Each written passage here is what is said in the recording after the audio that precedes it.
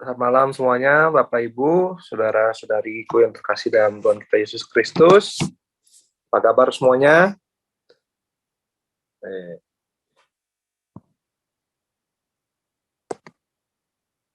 Gimana nih kabarnya? Apa kabar? Ini baik-baik saja semuanya, percaya semuanya.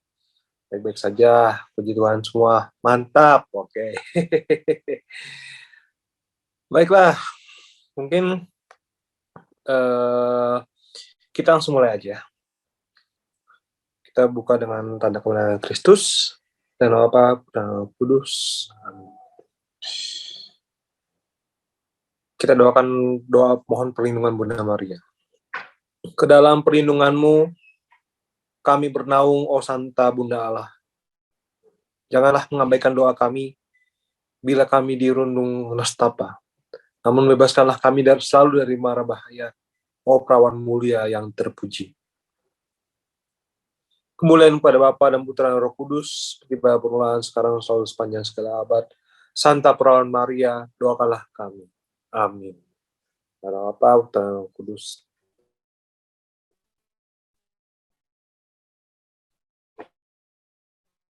Seperti biasa, kita juga KGK, Katekismus Gereja Katolik, artikel 111 sampai 114. Artikel 3, Kitab Suci. Roh Kudus adalah penafsir Kitab Suci. Oleh karena Kitab Suci diilhami, maka masih ada satu prinsip lain yang tidak kurang pentingnya guna penafsirannya tepat, karena tanpa itu Kitab Suci akan tinggal huruf mati saja. Akan tetapi Kitab Suci ditulis dalam Roh Kudus dan harus dibaca dan ditafsirkan dalam Roh itu juga. Untuk penafsiran Kitab Suci sesuai dengan Roh yang telah mengilhaminya, Konsili Vatikan II memberikan 3 kriteria. Pertama, memperhatikan dengan saksama isi dan kesatuan seluruh Kitab Suci. Sebab bagaimanapun bedanya kitab-kitab itu yang membentuk Kitab Suci, namun Kitab Suci adalah satu kesatuan atas dasar kesatuan rencana Allah yang pusat dan hatinya adalah Yesus Kristus.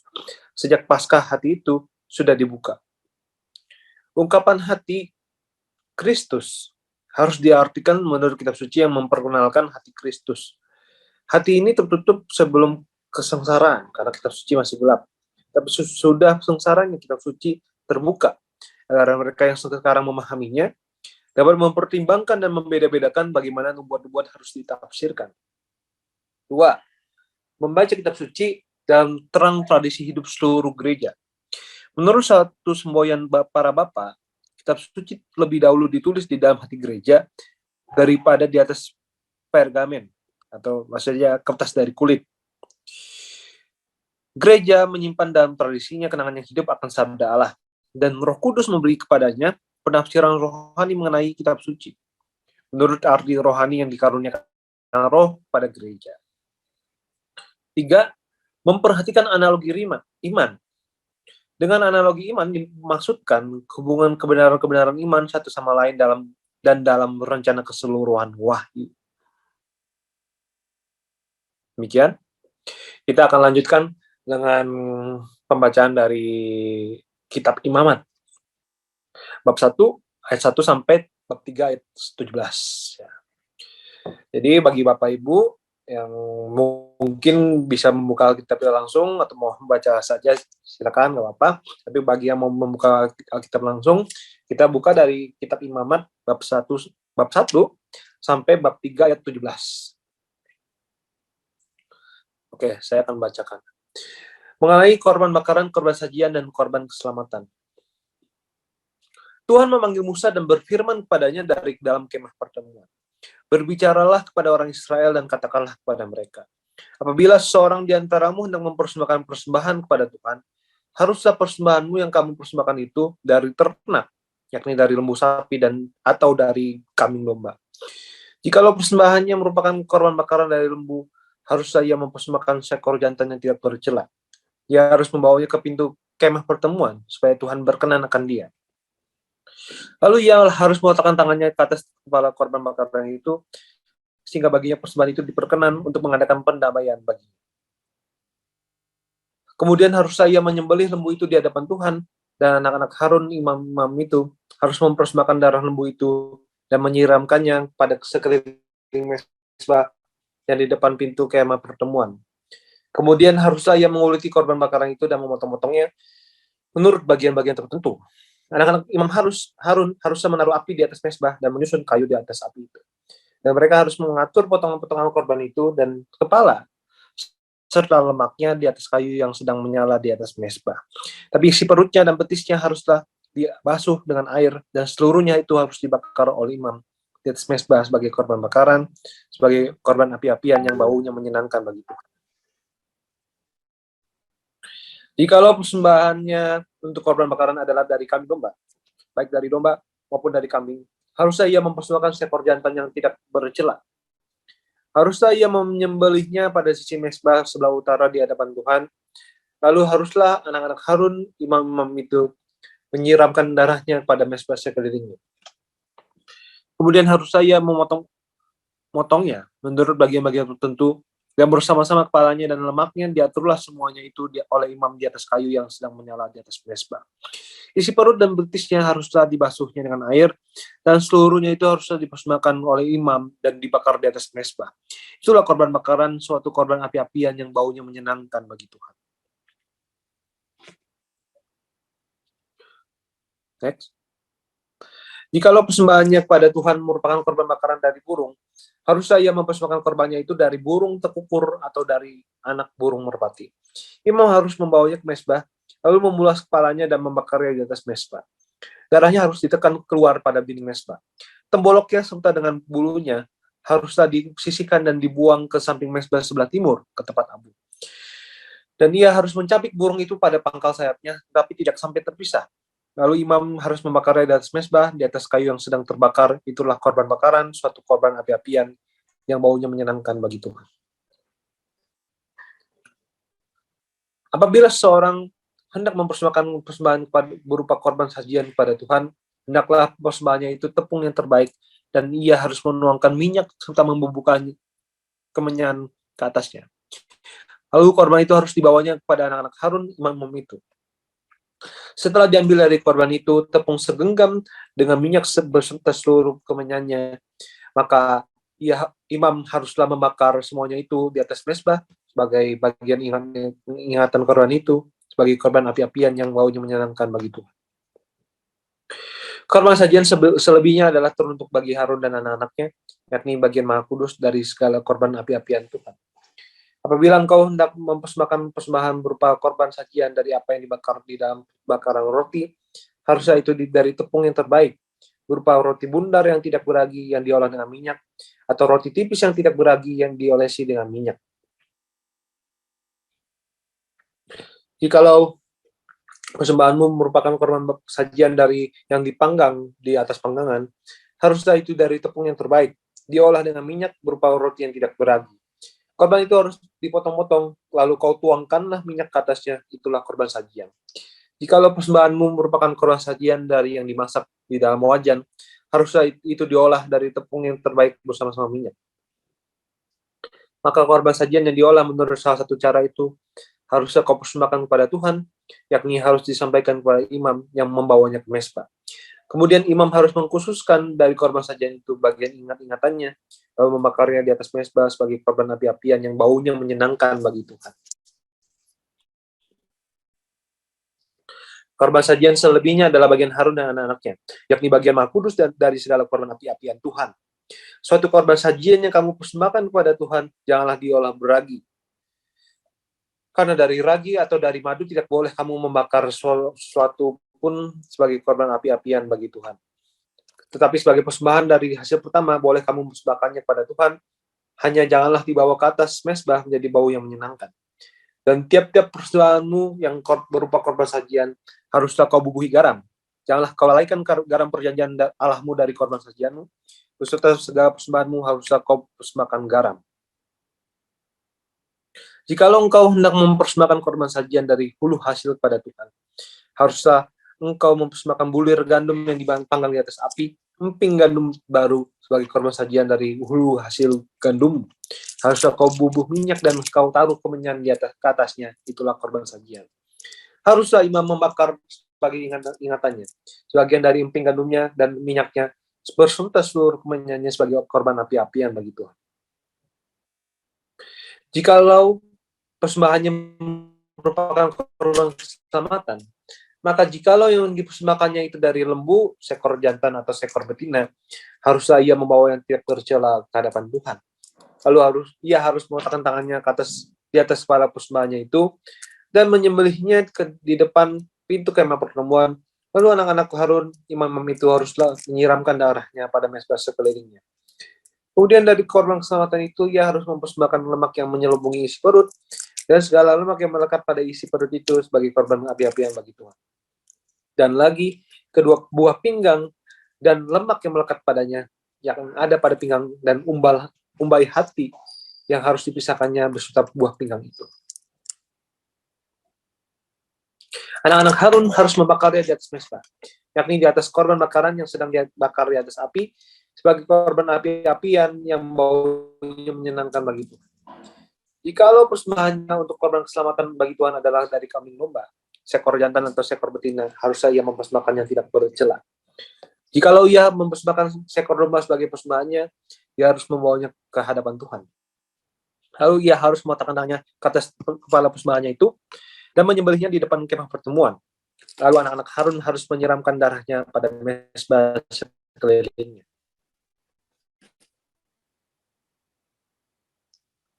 Kemudian dari korban keselamatan itu, ia harus mempersembahkan lemaknya sebagai korban api-apian bagi Tuhan,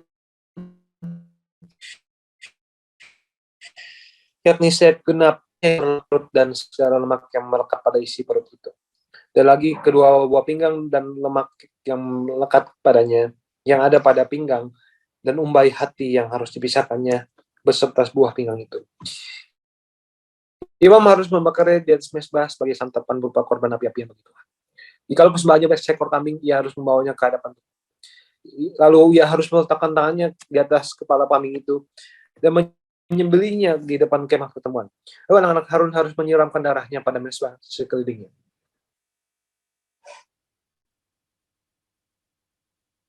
Kemudian dari kambing itu ia harus mempersembahkan lemak yang menyelubungi isi perut dan segala lemak yang melekat pada isi perut itu sebagai persembahannya berupa korban api-apian bagi Tuhan. Dan lagi kedua buah pinggang dan lemak yang melekat padanya yang ada pada pinggang dan umbai hati yang harus dipisahkannya beserta buah pinggang itu. Imam harus membakar semuanya itu di atas mezbah sebagai santapan berupa korban api-apian menjadi bau yang menyenangkan. Segala lemak adalah kepunyaan Tuhan. Inilah suatu ketetapan yang untuk selamanya bagi kamu turun-temurun di segala tempat kediamanmu. Janganlah sekali-kali kamu makan lemak dan darah. Demikianlah sabda Tuhan. Syukur kepada Allah. Jadi mungkin sedikit tentang ini ya, tentang kitab Imamat gitu ya. Ini tuh ceritanya ada semacam pembagian-pembagian lah istilahnya, kurang lebih. Jadi ada ritual korban dari 1-7, terus pentabisan para imam, ritual kemurnian, hari raya pendamaian, kemurnian moral, kudusnya para imam, ritual hari raya hingga akhirnya adalah ajakan untuk setia. Silakan Bapak Ibu saudara-saudari, barangkali ada yang tertarik ya untuk sharing tentang korban bakaran, korban sajian, korban keselamatan, atau mungkin sharing yang lain, kesaksian, atau mungkin bertanya-tanya gitu tentang ini ya. Bebas.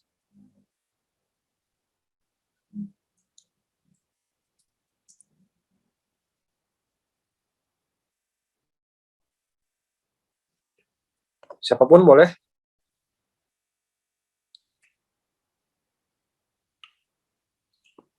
Bagi Bapak Ibu, saudara-saudari, bebas. Siapa aja boleh. Sikat aja. Mantap. Apa ini orang sudah pada ngerti semua? Jadi ini udah langsung ini ya.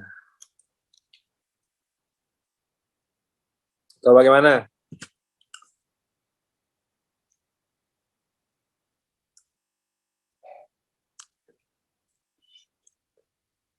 Atau sudah ngerti banget atau bingung banget mungkin ya? Bahasanya berat memang sih ya. Kitab Imamat ini kan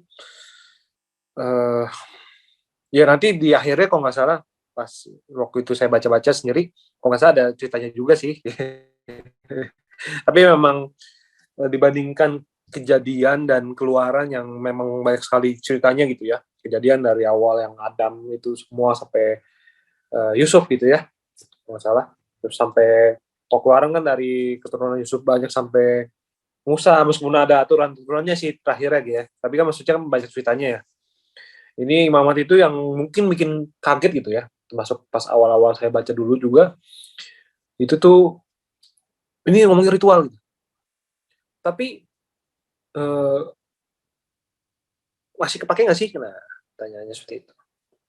Masih kita sebagai orang Katolik yang maksudnya bukannya orang Yahudi, itu kan pada ini kan untuk orang Israel, orang Yahudi pada zaman itu ya. Eh, gimana gitu, gitu kan. Gitu, gimana kita sebagai orang Katolik melihat hal ini? Gitu ya.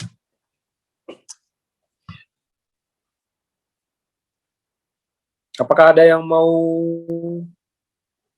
sharing terlebih dahulu? Coba. Mungkin saya buka dulu lah supaya mencairkan suasana.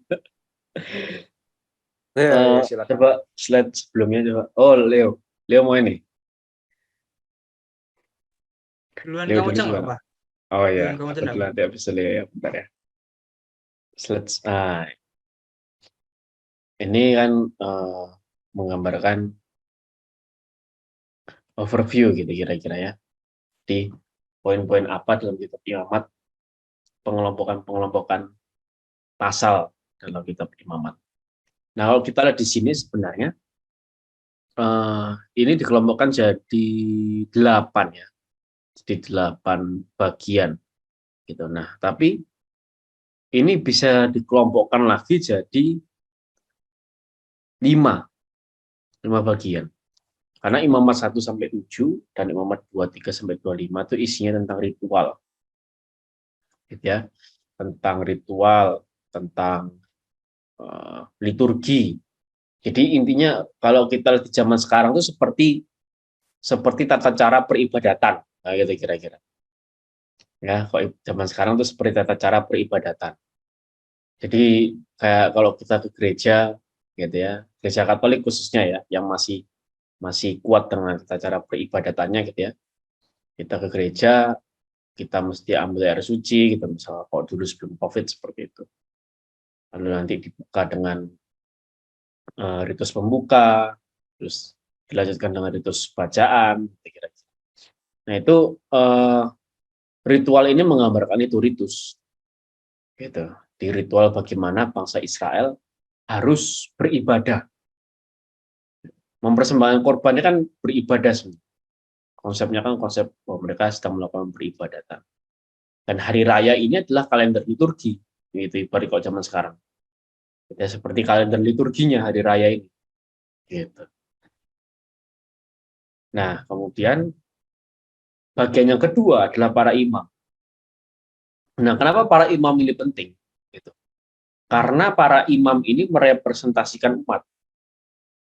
Jadi umat melihat Tuhan itu melalui para imam, dan Tuhan melihat umat itu juga melalui para imam. Gitu kira-kira. Tuhan hanya menerima persembahan yang diberikan oleh para imam.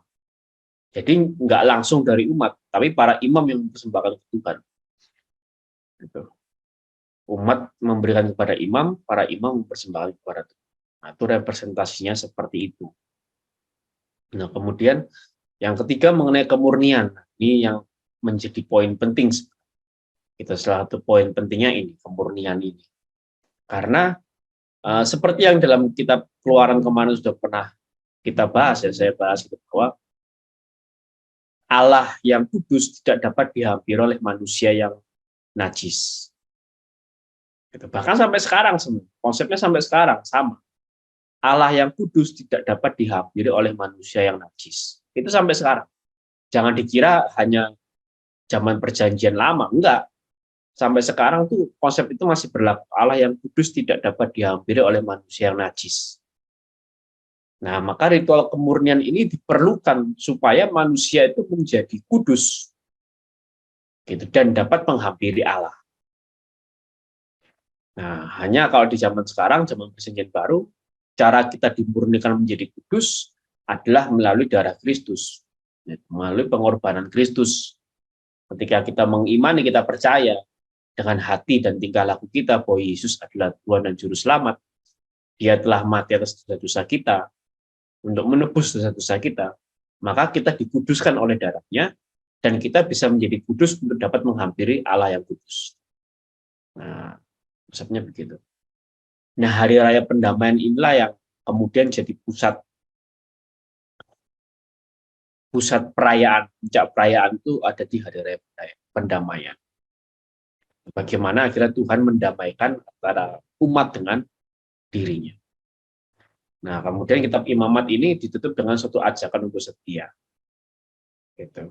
Kalau kamu setia, maka akan muncul berkat. Gitu kira-kira. Kalau kamu tidak setia, maka akan muncul kutuk. Itu sederhananya Musa menasihati umat Tuhan seperti itu. Maka kalau kita misalnya hari ini kita membaca mengenai korban, kita juga bisa merenungkan bagaimana kita menjalankan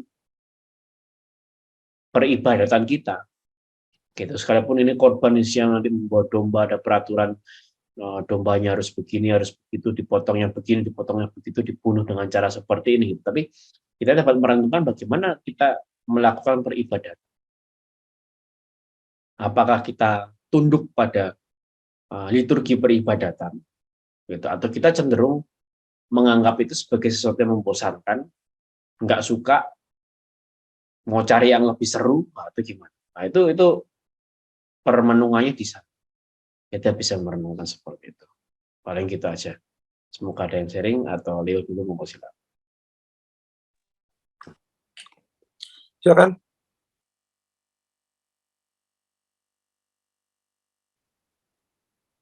Ya, mungkin sebelum kita masuk kepada materi, sharing saya mungkin diawali dari apa namanya, untuk membaca kitab Imamat ini memang tidak mudah. Selain karena kita mungkin di awal tidak jelas ini apa sih yang ingin dikatakan, karena kitab Imamat itu diawali dengan korban bakaran, dan kemudian ujung dari kitab Imamat itu nanti tentang membayar nasar dan sebagainya. Tadi sudah dijelaskan oleh Kak Gergus. Tapi berkat dan kutuk juga. Nah, tapi dalam kitab Imamat ini barangkali di minggu lalu ataupun tadi akan diulangi lagi bahwa itu adalah cara itu ya, cara manusia yang najis kemudian dapat mendekatkan diri pada Tuhan. Nah, saya pun juga dalam membaca Imamat ini masih baru ya, itu hitungan itu masih baru lah, baru ini saya membaca Imamat. Nah, tapi yang ingin saya katakan ini, nanti saya akan men-sharingkan atau membagikan mengenai korban sajian dan korban keselamatan. Korban sajian itu adalah satu-satunya korban yang berupa hasil panen. Pada zaman itu kalau ngomong persembahan kan pasti merujuknya dari Kain dan Habel, itu kan persembahan pertama yang tercatat di kitab suci. Kain dan Habel. Nah, kemudian ini ada banyak korban, mempersembahkan sebagian dari pendapatan atau hasil yang didapat. Nah, pada zaman itu kan hanya ada pertanian ataupun peternakan. Korban sajian itu adalah satu-satunya yang dari pertanian saja. Nah, terkait dengan korban ini memang akan dilakukan berulang-ulang kali. Tapi kalau kita melihat pada sosok diri Yesus, melihat pada warisan yang kemudian diteruskan pada gereja, di kitab Imamat ini akan menjadi sangat seru sekali. Karena banyak hal itu masih sama ya. Nah, misalkan seperti korban sajian itu salah satunya karena itu kan mempersembahkan hasil bumi dan dari hasil usaha manusia. Nah, pattern itu masih dilanjutkan dalam misa Katolik di bagian persembahan, dekat-dekat persembahan kalau tidak salah. Itu di awal liturgi Ekaristi. Nah, yang ingin saya katakan ketika membaca Imamat ini, barangkali kita jangan berekspektasi untuk mendapatkan suatu moral yang baik. Kejadian kita ada banyak tokoh, minimal tiga tokoh besar, Abraham, Ishak dan juga Yakub. Ya mungkin ada Nuh dan lain sebagainya, tapi kan yang sering disebut Allah Abraham, Allah Ishak, Allah Yakub gitu ya. Minimal ada 3 tokoh. Kemudian di Keluaran itu ada tokoh besar Musa. Nah, imamat ini siapa tokohnya? Ya enggak ada. Ya enggak ada tokohnya. Nah, karena ketiadaan penokohan ini, nah kemudian kita tuh seringkali susah untuk membayangkan, ini arahnya kemana? Apa yang mau dipelajari dari sini? Nah, maka ketika saya membaca imamat itu, pikiran saya sudah harus berganti. Udah ganti aja lah, secara pandangnya atau paradigma itu diganti aja lah. Kita tidak mengharapkan suatu pesan moral yang besar, tapi kita lebih dalam kita mengenali gereja, barangkali gereja masing-masing, atau dalam hal ini ya saya merujuk pada gereja Katolik Roma. Jadi itu mengenai banyak korban itu disampaikan berulang-ulang kali, tapi kalau kita melihat diri Yesus itu kepenuhan korban itu ya pada Yesus, itu hanya dilakukan 1 kali. Dan 1 kali itu menjadi dasar-dasar Ekaristi dan lain sebagainya itu mungkin di lain kesempatan kali ya, karena kan kita ini baru awal. Tapi yang ingin saya sharingkan, Bapak, buat penutup aja, bahwa di kitab Imamat itu kita memang tidak ada tokoh, sehingga jangan mengharapkan suatu pesan moral yang berlebih. Wah, ini bahasan ini bisa saya bawa pulang dan bisa saya aplikasikan secara langsung. Enggak ada. Barangkali memang enggak ada. Gitu. Tapi coba gini, setiap kita jazz dan kita membahas imamat, kita lihat misa lah, kita lihat misa. Di misa itu, kalau misalkan hari ini kita bahas korban sajian, korban keselamatan, di misa itu ada nggak yang mirip-mirip ini? Barangkali pasti ada. Kalau mengenai imam dan hari raya, mungkin itu lebih jelas lagi, hari raya pendamaian, hari raya Paskah, Pondok Daun dan lain sebagainya. Saya juga nggak begitu hafal. Nah, tapi itu pasti akan ada di misa yang kita lakukan. Nah, harapannya ketika saya membaca imamat itu sedikit lebih dalam untuk apa ya? Mempercayai iman kekatolikan saya itu. Semakin percaya ya bahwa ini dari perjanjian lama dan perjanjian baru, dan sekarang dalam bentuk misa kok itu tidak di, ya bahkan dari Raya Pentakosta pun juga ada di imamat ya. Thank you Mas Berdus. Mau bilang apa tadi saya? Ketika saya membaca kitab imamat itu makin percaya bahwa ada kesesuaian gitu loh antara kitab imamat dengan sekarang penuhannya ada dalam diri Yesus. Jelas tokoh kita itu di perjanjian baru ya Tuhan Yesus itu, dan kemudian ini diteruskan di gereja sekarang dalam bentuk Ekaristi. Maka sekiranya teman-teman boleh saya menyarankan gitu ya, di kitab imamat ini setelah kita mendengarkan sesi jazz pada malam hari ini, pada kalau nggak salah 13 kali pertemuan ke depan, cobalah kita melihat apa yang ada di gereja kita sekarang, termasuk ketika kita bahas pemilihan imam, termasuk ketika kita bahas tentang hari rayanya, dan segala korban-korban itu. Kalau korban pasti udah merujuk pada Tuhan Yesus lah, itu sudah mutlak kan begitu. Tapi yang lain-lain barangkali kita bisa lihat di gereja kita, di iman kita, ada enggak ya? Pasti ada. Kira-kira gitu, Mas Bertus, Pojos. Silakan Ibu Bapak, teman-teman, bisa dilanjutkan. Terima kasih. Baik. Suatu ini yang menarik sebenarnya ya. Dan ini kalau boleh komentar juga, memang apa ya, perjanjian lama dan perjanjian baru itu tuh bukan sesuatu hal yang terpisah. Sekali lagi ya, bukan hal yang terpisah, baik dari tokoh-tokohnya dan juga ritual dan semuanya ini. Paling gampangnya deh, sebelum nanti kan kita akan masuk lebih maju dalam ya, lebih maju masuk lebih dalam ke dalam yang imamat ini kan, kita kemarin aja lihat yang Keluaran itu kan, kita lihat ini apa ya, tabut perjanjian, terus juga kemah suci dan semacamnya, tempat-tempatnya kayak gimana, kita lihat ada di gereja Katolik seperti apa, mirip gitu ya. Oke lah, ada yang disederhanakan gitu. Cuma maksudnya banyak sekali hal yang ini, jadi memang benar ya bahwa Gereja Katolik sendiri kan pengajaran tuh ada dari kitab suci, magisterium, dan tradisi. Tradisinya itu memang selain diajarkan ya secara maksudnya untuk firmannya, kalau mungkin kalau Bapak Ibu lihat Bapak Ibu saudara-saudari lihat pembahasan kan pasti kan kami sering banget mengutip kata si Santo ini, Santo itu dan semacamnya gitu kan. Ternyata memang juga dijaga dalam liturginya itu juga. Termasuk kalau waktu itu pernah di suatu saat itu pas kalau nggak salah pas lagi pada ziarah bareng, Batu sendiri juga ngomong bahwa Gereja Katolik sendiri bahkan menjaga bahasa Latin gitu, ya kan? Istilahnya mah, tapi itu bahasanya yang berbeda lagi sih.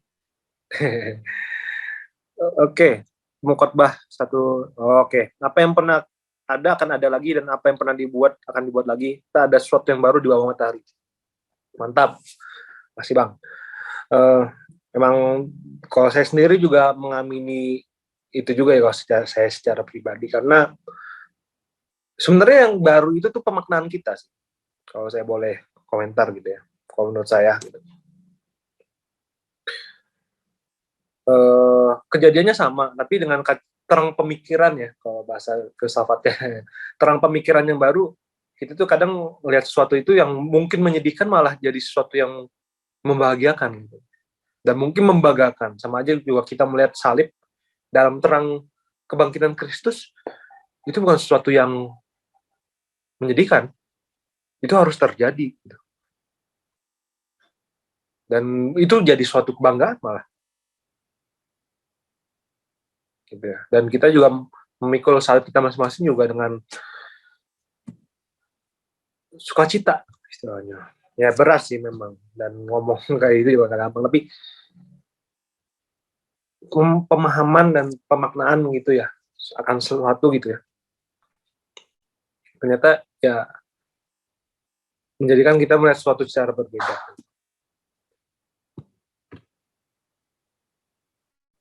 Oke, apakah masih ada nggak Bapak Ibu saudara-saudari?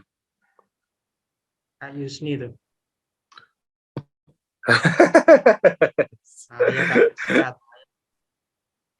Sikat gak sih? Ya. Jangan bosan ya. Karena ini memang menarik banget sih tema-tema ini. Terus tadi kalian sudah membukanya dengan ulasan-ulasan yang makin mengkelirkan gitu ya. Wah, ternyata ini menurut pendapat saya gitu. Ternyata semuanya itu ada aturan mainnya, ada protokolernya gitu ya. Jadi nggak serta-merta tuh ya udah kita sembarangan aja gitu ketemu Tuhan sembarangan tanpa adanya korban bakaran saja.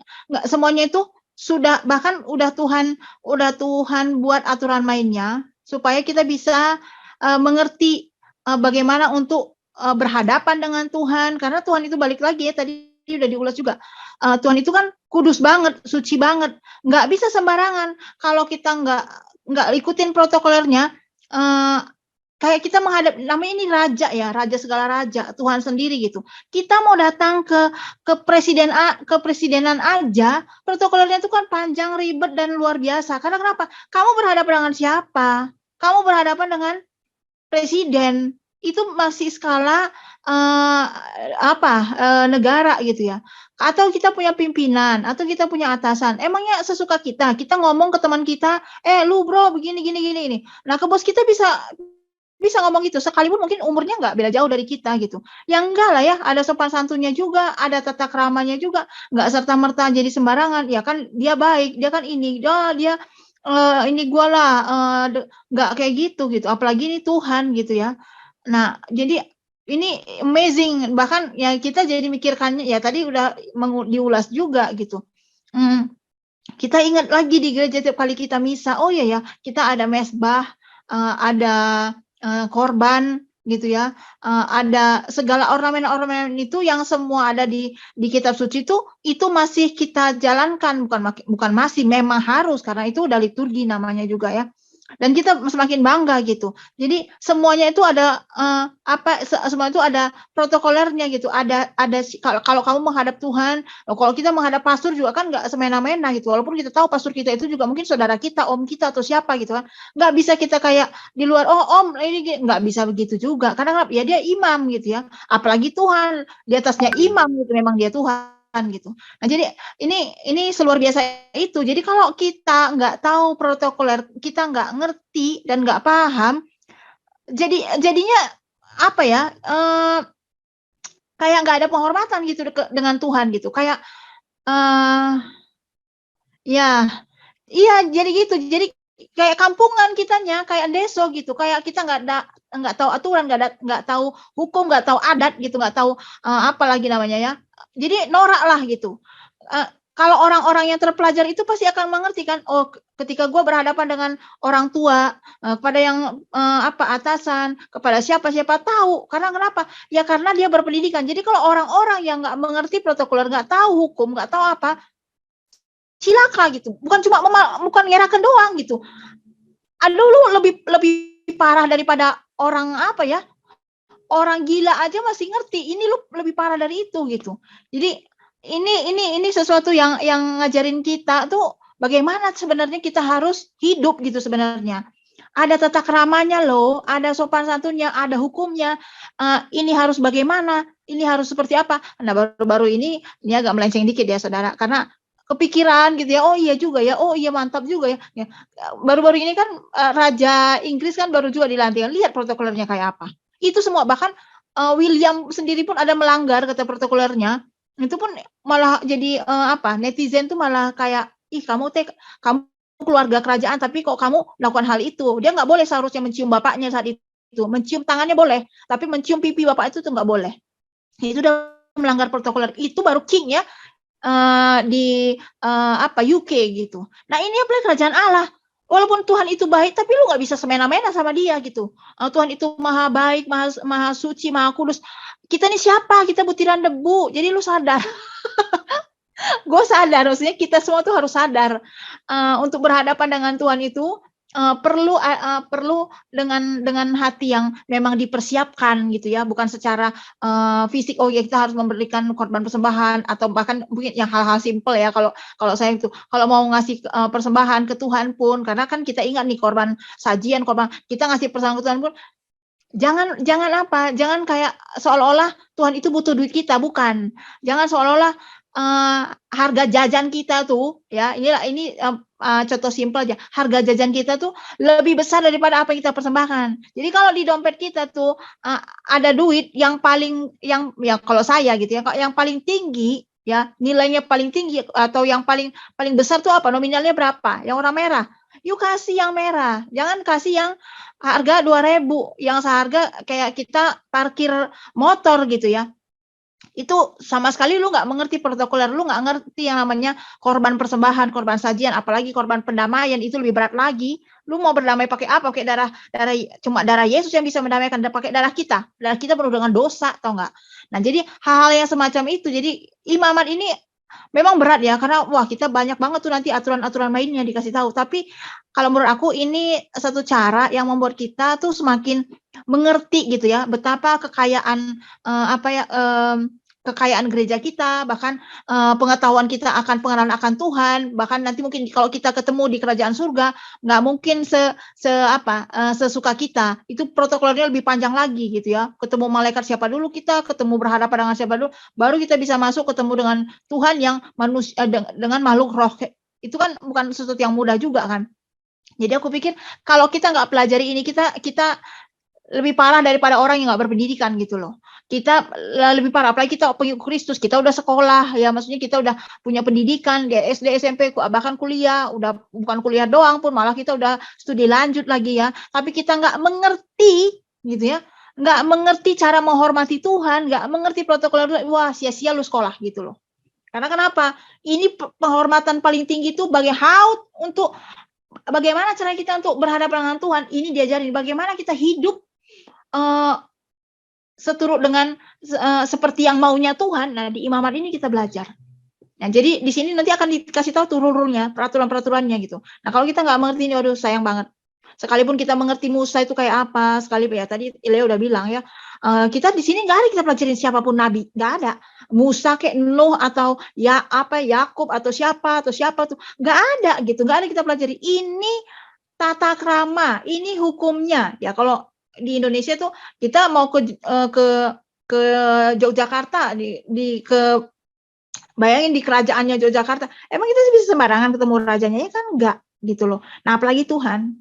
Nah, hal-hal semacam itu perlu banget ya, perlu banget kita tahu. Jadi kita akan bisa menilai, oh kenapa ini harus begini, kenapa harus begitu, kenapa, oh ini orang tuh makanya kita sering bilang, oh ini orang tuh kayak nggak tahu tata krama ya, ini orang mau di gereja kok kayak gitu. Nah itu karena kalau kamu nggak punya tata krama, ya jatuh-jatuhnya memang, mengerikan gitu loh, nggak tahu sopan santun, mengerikan sekali gitu. Jadi, imamat ini kita akan belajar lebih sesuatu menurut aku ya, lebih keren nantinya gitu karena, walaupun mungkin kita nggak bisa, kita nggak sempurna tapi at least kita belajar untuk, menjadi baik, semakin baik ke depannya. Itu aja sih, kayaknya rasanya kepanjangan ya. Nyambung nggak sih ini? Maaf ya teman-teman, saking luar biasanya imamat ini. Ini, kitab yang paling aku hindari kalau aku baca firman itu, aku lewatin dulu lah, pokoknya udah baca ini, imamat nanti dulu karena akan panjang, ribet, dan aku nggak ngerti. Tapi ternyata di Jazz, wah dikuliti sama teman-teman semua, jadi sesuatu yang menarik gitu. Itu aja sih, terima kasih ya, Tuhan berkati. Tuhan berkati juga Kak, makasih. Ya, pertama kita pasti akan ngebahas karena kita akan ngurut gitu. Tidak skip gitu ya.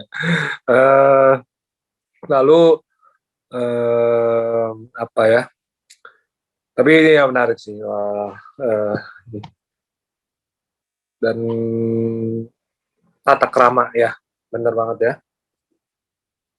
Memang Tuhan Maha Pengampun, Maha Cinta, Maha Mengerti dan semacamnya. Tapi sebenarnya akhirnya kembali lagi bukan masalah nominal dan apapun yang kita pakai dan apapun yang kita berikan sih teman-teman. Tapi kita mempersembahkan yang terbaik gak sih? Itu aja.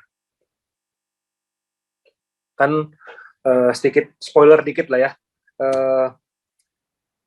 Kita tuh bisa mempersembahkan domba ataupun juga mempersembahkan burung gitu ya. Kan maksudnya itu kan dua hal yang nilainya beda, lebih mahal domba ya tentu saja ya.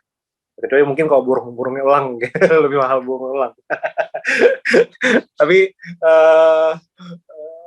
tapi maksudnya tuh akhirnya kembali lagi, apakah kita bisa mengusahakan yang terbaik gak sih? Gitu. Itu aja. Pertanyaan untuk kita semua. Mungkin karena sudah jam segini ya, mungkin Bapak Ibu dan saudara-saudari sudah bergetar dalam hatinya, itu udah mau mendengarkan materi. Oke, langsung saja gas ya terus.